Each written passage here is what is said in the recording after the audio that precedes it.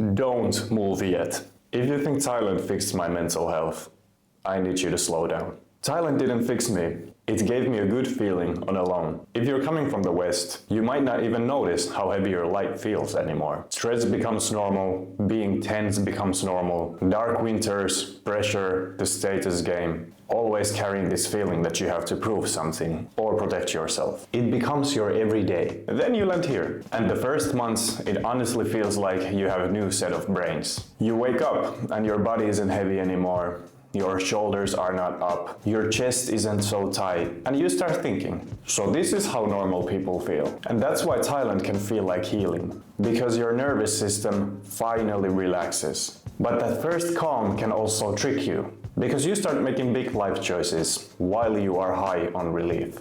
And if your life back home was so painful that Thailand feels like medicine, that's not only Thailand being amazing, that's also you not being okay. Thailand can turn that into breakthrough or breakdown. By the way, if you're new here, my name is Ila. I moved away from safe life to Thailand to build my life from scratch. This channel is the real version, not the fake highlight reels. Let's continue. There was one fear I carried to Thailand. A little background story. I had cancer when I was 20 years old. So in my head, there was always this quiet question. What if something happens again? But this time, I'm in Thailand. And I'm not gonna lie, I had that stereotype too. I thought that Thailand would be some third world country healthcare situation. And then real life happened. A cat scratched my eye. Not a cute little scratch. It hit my eye and I didn't want to gamble with it. So I went to the hospital. I expected a type of visit that you walk out more stressed than walking in. Instead, it felt organized. They checked my eye with special tools. They explained what they saw. They gave me medicine and explained exactly what to do and set up a follow-up. The total cost for all this was around 70 euros. And I remember I was low-key panicking before the cash register because I thought like I need a lot more money. I had maybe a few hundred euros and I was literally on the line with my father like, hey, this happened, can you help me out? Then I saw the bill and I was scratching my head like, huh? Can this even be real? Because back home you can pay a lot and still feel like a number. Here, I paid less than I expected and felt like somebody actually cared. Then later, I went to doctor because of hemorrhoids. Yeah, not a fun topic, but this is real life. Same thing, checked, treated, medicine, follow-up, everything done correctly. And that was around 60 euros. And the part that feels the most unreal to me, I had my own translator walking with me in the hospital to meet the doctors, to do anything. There was literally a guy coming with me, taking me to places and translating everything between me and the stuff. What? And that's really when my brain flipped. Because when you've had cancer before, your brain will always keep one fear in the background. It never fully disappears. It's like a quiet noise. You won't be okay. Something will go wrong. You understand? Those days didn't just solve my medical problems. They lowered the noise. And when that noise gets lower, your mental health gets better. Okay, so what about the other stuff? After that, the next thing that hit me was freedom. Back home, almost everybody chases safe life. Safe job, safe future, safe plan. Then you come here and feel how different life can be. One time I heard a quote that hit me so hard I will never forget it. A person who has tasted real freedom can never go back to cage. And yeah, that's the part nobody understands until they actually feel it. Because freedom feels amazing, but it also changes you. It changes what you want, and it changes what you tolerate. And once it happens, going back doesn't feel like going back. It feels like shrinking. This is where the lone part comes in. Because that first Thailand high doesn't last forever. Mine started dropping when my old life appeared again inside of me. I didn't become a new person. I just changed countries. The same dopamine addiction followed me, the same bad habits, the same lack of control, and the same escapes. Then the adult part of life hits, the quite obvious one, money. Rent doesn't care about your feelings, and food doesn't care about your dreams. You still have to handle real life. So I started looking for work. Not a dream work, just work to stop the stress. And the pressure does something to you. Because now you're not living a Thailand fantasy. Now you're living real Thailand. I also made a mistake of promising my girlfriend a lot of things that I wasn't able to do. Not because I wanted to lie. I told myself that everything is cheap here. But there's one simple truth that destroys that fantasy. And again, it's quite obvious. If you don't earn money, nothing is cheap.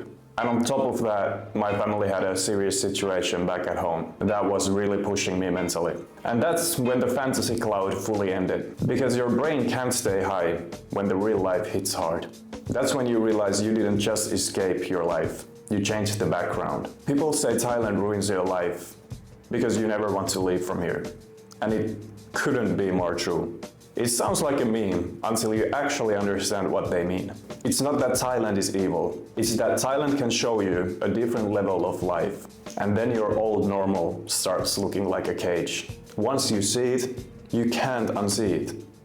That's the problem. So some people go back home and start escaping. Drinking, fast dopamine, drugs, party every weekend, doom scrolling, whatever, you name it. Anything to not feel that contrast. Another thing that really changed in my head was the way that I see status. Back home, I lived kind of flashy. And honestly, I thought talking about it makes me look more important. And then I came here and realized how embarrassing it is to tell about yourself if nobody asked. It's not like people will attack you. They won't yell, they won't shame you. It's quieter than that. You just feel the respect drop in the room. And you start noticing how tiring it is to perform, to sell yourself, to prove yourself. So I stopped doing it. If nobody asks, I don't talk. I even stopped wearing my watch in local areas. And not because I'm scared of being robbed, but because it gives off that look at me energy that you see all over the West. It makes you look clueless about life. Once you see that, you also start to see how childish the Western status game really is. Brands, cars, nice houses, as if that makes you valuable. Don't get me wrong, I still love nice things. I love sports cars like a kid. I am going to buy a beautiful car when I can actually afford it, but I don't need it to feel like I'm someone. I want it because my inner child goes crazy when I hear my dream cars driving down the street. I'm like a fucking child when I see a Lamborghini Aventador or two Jay-Z RX-7 or whatever. Trust me, I'm a fanatic. And that difference matters. And by the way, what a lot of people think Thailand is comes from a small bubble. Tourist Thailand. If you actually live here and stay away from all the chaos, you realize that most people back home maybe know less than 10% about this country. Outside of the tourist zones, I feel safe. I feel calm. I don't feel like I'm always watching my back.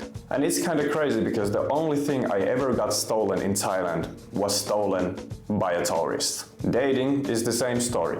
A lot of my viewers are men, so I'm gonna talk to you a little bit. If you think Thailand is all about bars and buying girls, that picture comes from one city, Pattaya. Please understand this.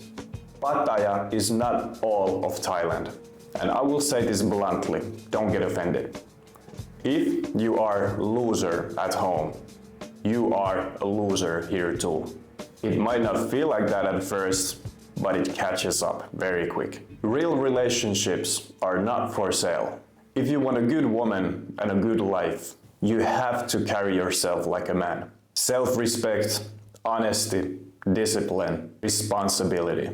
I am very lucky that I found my girlfriend. We had problems like everyone does, but every problem solved made us stronger. She doesn't use me for money. I've never heard my buffalo is sick. She supports me mentally and even financially if I'm struggling. And I am not ashamed to say it. I am still building. I am not finished. Now the part that I have to say, because this one can go very wrong. Thailand gives you a lot of freedom, and freedom is a test. If you can't control yourself, alcohol, sleep, phone, dopamine, you can lose yourself here very, very easily. And if you do something stupid, don't think you can always buy your way out. Consequences can be very serious here. So don't be arrogant, be careful. So yeah, Thailand improved my mental health at first. It lowered my stress and it made me feel safer. It gave me a different perspective.